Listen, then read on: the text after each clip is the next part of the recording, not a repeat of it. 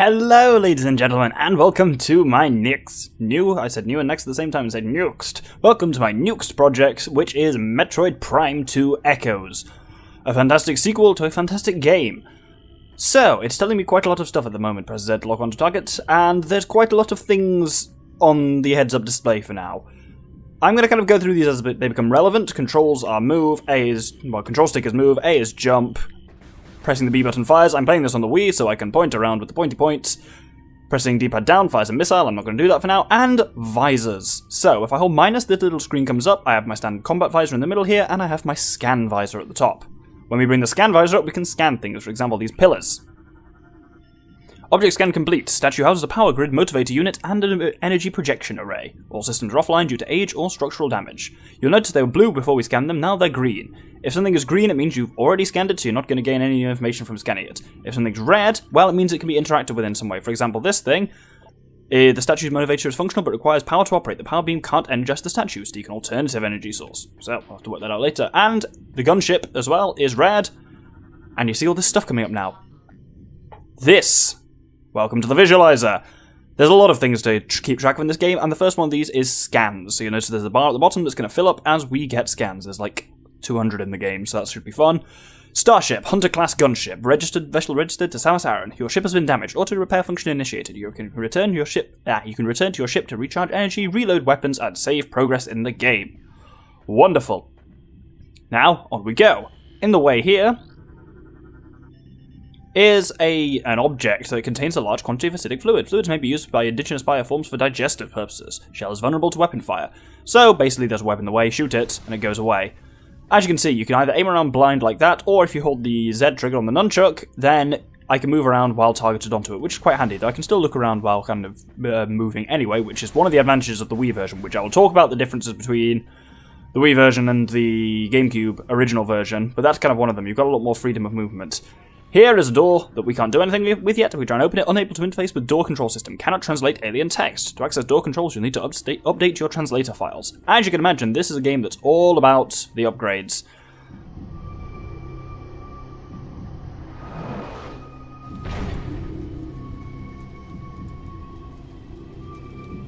Well, it doesn't look like there was a particularly nice time here had by anyone.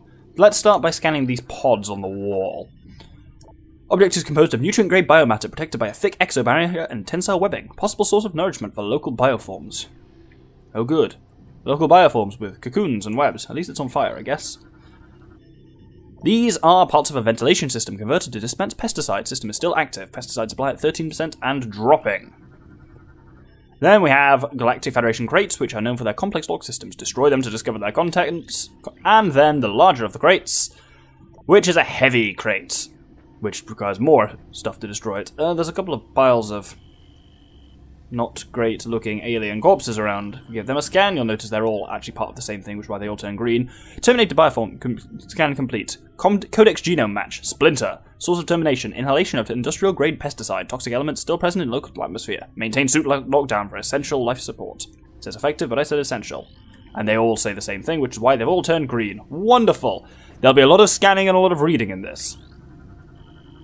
Now here we have a new piece of research, which is the gate Mark 6. Armored defense system. This gate is used with armored security locks. The locks must be neutralized for the gate to open. The gate is durable, resistant to all but most potent explosives. However, if we scan this thing here, lock armor disengaged. Destroy locks to activate the gate. So that opens the two locks, and target and destroy each lock. And the gate itself will open. Wonderful. There's a few more dead splinter corpses here. If we scan this one, a creature was hit by an unusual amount of weapon fire, more than necessary to kill it. Marines are not prone to such overkill. Something's going on here. Dead ahead here, we have a converted cargo pod gate. This gate was once part of a starship cargo bay. It's been modified for security purposes. It will move when a nearby panel is scanned. But how to find the nearby panel? You will notice there's a power cable coming off the door. If we follow that around, here's our little panel hidden in the side of the wall.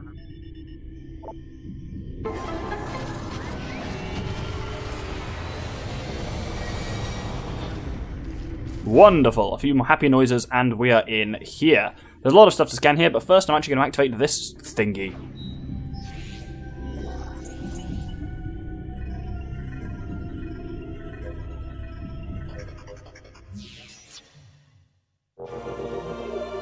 So that downloads the map for this area, and now we get to have a look at the world map. So, it's not that big at the moment because we've only got that one map area. Basically, whenever you kind of enter a new area of a new area, each area is kind of subdivided. There's a map station somewhere. We've come through the landing site, the Hive access tunnel, and now we're in Hive Chamber A. Hive isn't a happy word when there's a lot of webbing around and such. Anyway, let's scan some of these computers to find out what happened. Ventilation system conversion complete. Dispensing of pesticide has commenced. Pesticide is proving effective. Hostile forces decreasing in number, though still at critical levels. All security gates are intact. Several gates have taken considerable damage from hostile forces. Repeated assaults may lead to a gate breach in chambers A and C. That's good. Communication system offline. Analysis indicates wiring damage in 3 crucial locations. Local hostiles are the likely source of damage. Unable to repair systems. So it sounds in a lot of ways well. Let's scan this final one, actually, before jumping to any conclusions. Casualty report. 3 troopers lost. They were unable to open gate A1 when a gas trap was engaged and could not escape to safety. Lock malfunction is to blame. Sounds like the troopers ended up kind of locked in somewhat of a... Oh! Oh, that's very nice. Oh, that's dead troopers hanging from the ceiling. Lovely. Nothing about that is sinister. Sounds like they got a kind of protracted war with local splinters and, well, lots of these haven't done too well. Maybe these were the gas trap ones. Terminated bioform scan complete. Human. Scans indicate this trooper died of cardiac arrest. Chemical levels in the body suggest a state of extreme fear at time of death. Poor bastard. This one, also a human, sort of fatal wounds, Galactic Federation assault weapon. Trooper was in all likelihood killed by friendly fire. Whether it was an accident or not remains to be seen. That's a bit grim. Cause of death difficult to determine. Digestive fluid present within armor. Subject is being broken down into simpler matter for consumption by local predators. Lovely. God, there's 2 more corpses to scan. Wonderful. Isn't this a great start to a series, ladies and gentlemen? Cause of death. Excessive blunt trauma to numerous critical points. Bioscan results indicate that there were at least 30 individual attackers involved in this trooper's demise. Oh, poor bastard. You'll notice there are some splinters around. I'm going to scan them in a second, don't worry. Scanner detects extremely high levels of an unknown toxin in target's body. Numerous micropunctures in armor and body. Trace elements of toxin found around these areas. So, rough time was had by them. These are worker splinters, which aren't exactly the main course here. They're the drone of the Splinter Hive. Low threat target generates webbing for use in its duties. They're actually kind of non-hostile. If you shoot them, they will explode. But otherwise, they actually don't really present a threat to you. Up here is a bit of webbing. Oh, God. Well, a bit of webbing that we could free to get through the door. Now, ahead here is a red trooper. Red usually means important scan. If we scan this one indeed, it's lore entry for the logbook, which means it's an official scan counted by my visualizer. Galactic Federation Marine Corps, personal log entry. C. Bennett, I don't know what the titles are. There's something wrong with the lock systems in this section. They failed twice, locking us out until someone came along to let us in. If it happens again while we're playing bait for those things, well, at least we'll go out fighting, instead of hiding in the control area. I have no idea what accent that was supposed to be. Well, I know what it was supposed to be. I don't know what it turned out to be. Oh, I just trod in the fire. It was supposed to be American, but I'm not very good at doing an American accent, as you can tell. If we scan this panel... Security panel offline. Unable to access gate security controls. Restore power to the system to operate it. Excellent. There's a few more bodies through there, but I'm sure we'll get round to them in a sec. Well, I'll just scan it from here anyway. 0 life science. Trooper's armor computer heavily damaged, unable to recover log entries. Well, there's another one to here. Here's the one I was looking for, who is also red, which means it's an official trooper log. This is B. Reeves. I don't like this plan. This hive is a small part of a larger network. There may be dozens of hive systems like this across the planet, and they might all be linked. Destroying this one may buy us time, but may also provoke the other hives into attacking. That was a bit more of a southern accent. I'm getting there. By the end of this episode, I may have mastered a shit American accent. One can only hope, I suppose. Right, as you noticed there, I completely didn't talk about what I was doing. If I press the C button on the nunchuck, I turn into Morph Ball, which means you can go under low obstacles and stuff. While in Morph Ball mode, you can also jump by flicking the Wii remote up, and drop bombs, which blow stuff up, and also, if you drop a bomb underneath yourself, you can jump using it. As you can see in the top right, there are indicators of how many bombs you can drop at any one time. You can have a maximum of 3 out on the field, and they regenerate almost as soon as you use them, so they are unlimited in ammunition, but limited in time. Also, up here is... well, it disappears when I point at it, but that is my health. I've got 96, and now I have 99. Wonderful. Got one more dead troopers here. They're all green, which means same 0 life signs. Oh, there's an ugly bastard that's come through the wall. Scans indicate target was recently terminated. 242 wounds from trooper high-energy weapons detected. Well, that's great. Enemy movement analysis complete. Attempts to block enemy access have been in vain. Enemy units have bypassed our gates and shields by burrowing through the earth nearby. Shockingly, the insects didn't try to come in through the door. Who'd have seen that one coming? Security breach multiple areas. All units to full alert. Command and control center compromised. Repel invading hostiles at all costs. All units cleared to engage. Okay, well that doesn't sound particularly nice. Well, using Morph Ball, one of the advantages of it, as you can see, is you can fit into small tunnels, and you can destroy obstructions with... well, that's just not nice, is it? So most of these guys are green, which means it's the same information of just zero life signs, computer kind of damage. If you just press Z on them, it will show you the same thing again. It won't have to do the actual scanning thing. Engineering report, log, destenge reporting, Senge even. I've installed one of the ship's reserve power cells here. It's holding so far, but too much activity could knock it offline. I hope we don't come to that. Terminated bioform scan. Splinter again. Targets were terminated by a variety of trooper weapons. Unknown biochemical residue present on several exoskeletons. Further research recommended. That sounds very happy, doesn't it? Another pile of splinter corpses down here. Source of termination. Blunt trauma to critical areas. Evidence suggests these bioforms were eliminated in close combat by unarmed troopers. Well, at least they definitely went down fighting, I'll give them that. Now here we've got a bit of technology that we can scan for the logbook. This is a bomb slot, powered control system. Insert the morph ball into the slot and then detonate a bomb. Quite how anyone other than Samus uses these and bothers to install them on their generators is beyond me. But if you lay a bomb inside it...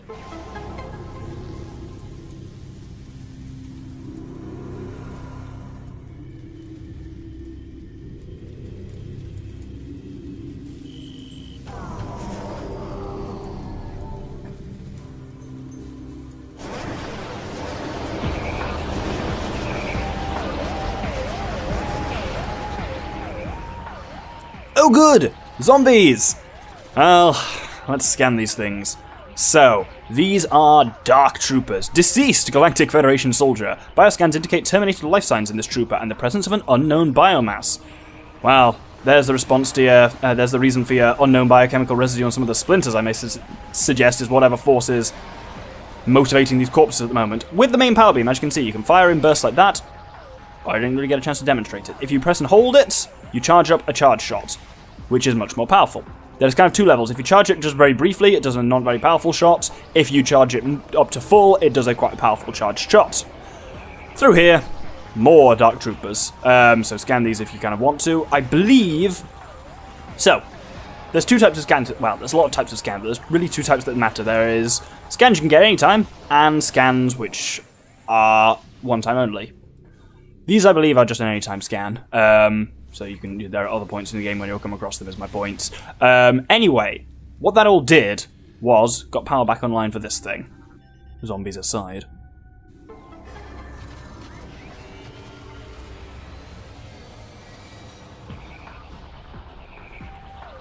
Oh god, they use that classic trope, which is always a bit creepy, of the cracked helmet on the front of the thing, with like the dead head behind it.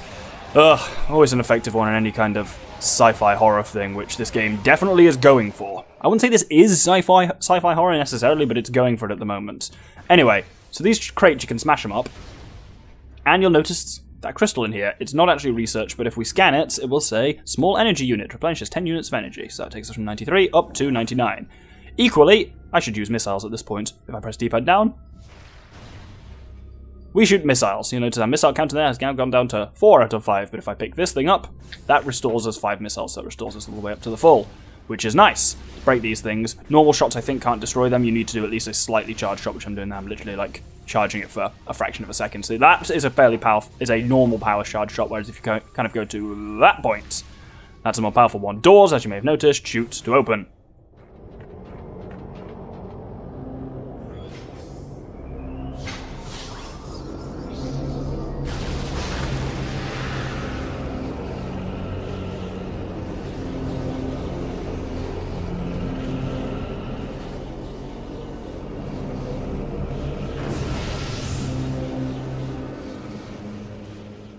Well, that's a completely normal thing to see. A dark version of us going into a dark bubble. Let's have a little look around at the other things in this chamber before we go on. Unknown bioform again. Evidence suggests target was caught in a power cell explosion. Cellular breakdown from radiation exposure present in 72% of target's biomass. At least that means it's not getting back up anytime soon. Another one of the things over here. Cause of death, cardiac arrest due to electrocution. Subject was ensnared in a network of live wires leading from an active power core. And then finally, we have this thing. The dark bubble. Scan complete. Unknown dimensional anomaly. Great start. Anomaly seems to be a dimensional rift. Target destination. Unknown. I mean, it's in the way, so there's only really one way through it.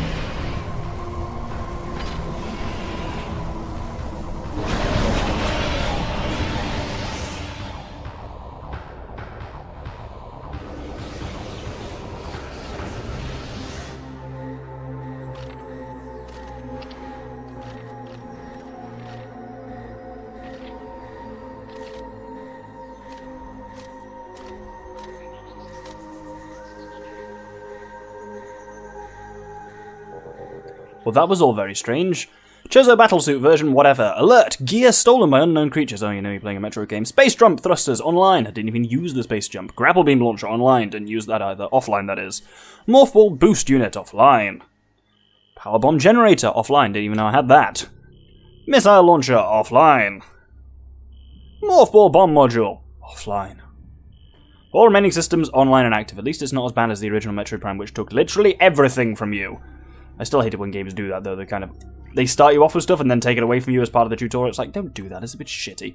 Tunnel cap is composed of telluric alloy. Combat as damage has destabilized the cap considerably. Oh yeah. I was about to say if we use morph ball bombs, we can break through that. We don't have morph ball bombs, but there is just an open hole next to it, which is what matters. So, I'm trying to say this with as few spoilers for what's coming in this game as possible. We saw obviously a lot of things there, and the game's going to tell us about most of it, so I'll deal with that as it comes to it.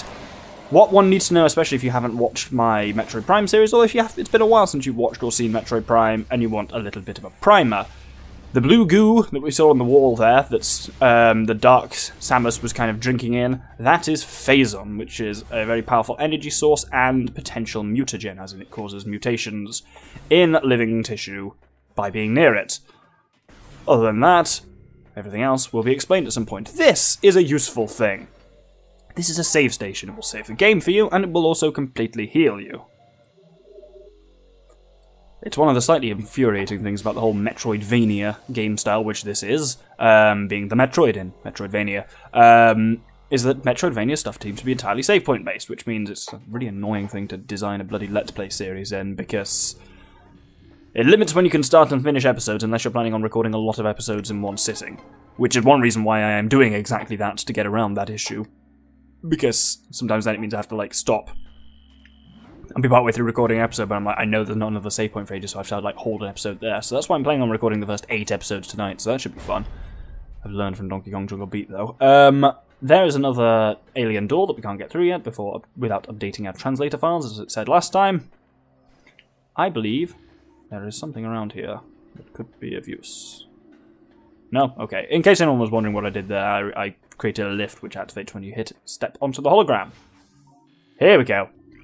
Another gate mark 5, which means take the armor off the locks and then shoot them out. You don't have to target them, as you can see, but it helps if you're a shit shot like me. And now we are at the industrial site. So, first thing here is this crane. This is a GF crane, portable lifting system used by troops to assemble temporary battle structures. Powerful winch system lifts and moves object quickly. Sounds very good. What else have we got? We've got a heavy transport crate. Unit cannot be destroyed. Currently connected to industrial winch system. Wonder what we have to do with that. There's also some crates which are made of the strongest metals in the cosmos and cannot be destroyed. It's really telling me that's all invincible. Guess it wants me to scan this instead.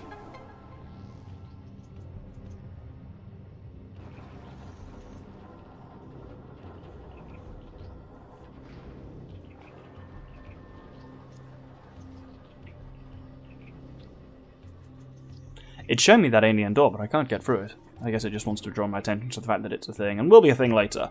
So, there's a few things going on here. Wandering on there is a green Crowley. Omnivorous hunter-gatherer, simple-minded creature that patrols turf in terms of nourishment. Low threat index. Avoid physical contact. I butchered a lot of words there.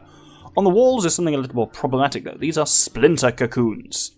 Protective structures for sleeping splinters. Destroying the structure will eliminate the splinter inside, but will also alert other splinters nearby. Oh, well, I didn't even get a chance. Say hello to splinters. We've only seen worker splinters so far. These are soldier splinters. Predatory insectoid hunter. Splinters are aggressive, dangerous in numbers. Their light armor is no match for your weapons, however. Indeed, it's not. Couple of shots, and each one of them's down. I swear there was a third one somewhere. I don't like having them unaccounted for. Oh, there we go. Okay, so you can either try and take them out while they're still in the cocoons. Let's take out the green Craylee as well. Or you can not. Either way works. Another Craylee up there, and more Craylees there. They really don't affect you unless you actually directly hit them.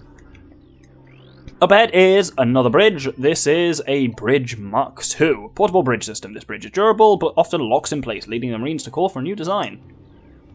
Let's open her up. Come on, open her up. There we go. Bridge lock armor lock disengaged. Destroy locks to lower the bridge. So once again, locks are liberated, and this time definitely using targeting. He says not using targeting on the second one. You can lower down the bridge. Let's crack that open. I don't need anything, so I don't know why I cracked it open. I haven't got missiles, and I'm on full health, so... Finally, ooh, dead trooper there. Scan that guy. M. Veroni. What a great name. I think Haley's losing it. He's talking to himself all the time, and he won't sleep. He almost shot me on watch the other night. I think he thought I was one of those things. I talked to the doc about taking him off the line, and he told me that we need all the help we can get. That's true, but if he goes berserk and kills a bunch of us, that won't be very helpful. Marines and stuff like that are just always American in my head. I guess, yeah. Gotta love stereotypes. Anyway, after a little morph ball tunnel, we come to a door which has something cool behind it. Well, not that. That is cool, but we can't use it yet. This is what I was talking about.